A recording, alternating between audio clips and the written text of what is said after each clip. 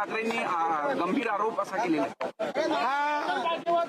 पहिल्यांदा तर याला गंभीरतेनेच मी घेत नाही. याचं कारण त्यांच्याकडे दाखवायला काही नाही. 25 वर्षात काही काम केलं नाही. त्यामुळे अफवांचा बाजार उठवून आपल्याला मतं मिळू शकतील असं जे त्यांना वाटतंय, मला असं वाटतं 16 तारखेला हे स्पष्ट होईल. त्यांच्या अफवांवर कोणी विश्वास ठेवणार नाही. 100% पराभव डोळ्यासमोर दिसतोय, म्हणूनच हे राजकारण चाललेलं आहे. शिवसेना म्हणजे शहासेना आणि भाजपाची बी टीम असल्याचा ते आरोप करतायत. पहिल्यांदा थोडी बोलले, ते अनेक वेळा बोलले. प्रश्न हा आहे की ते बोलल्यानंतर कोणाचा त्यांच्यावर विश्वास आहे का? विधानसभेमध्ये ते असंच बोलत होते, तरी लोकांनी आम्हाला आणि शिंदेजींना निवडून दिलं.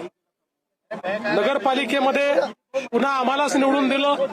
आता महानगरपालिकेत जनता आम्हालाच निवडून दिली.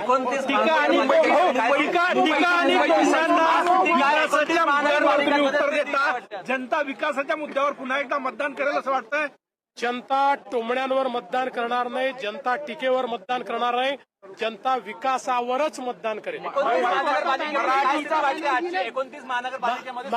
माझा असा कयास आहे की 29 महानगरपालिकेत आमची स्थिती चांगली आहे. किमान 27 महानगरपालिकांमध्ये महायुतीच्या 3 पक्षापैकी कुठल्या तरी पक्षाचा महापौर असेल आणि भाजप नंबर 1 असेल.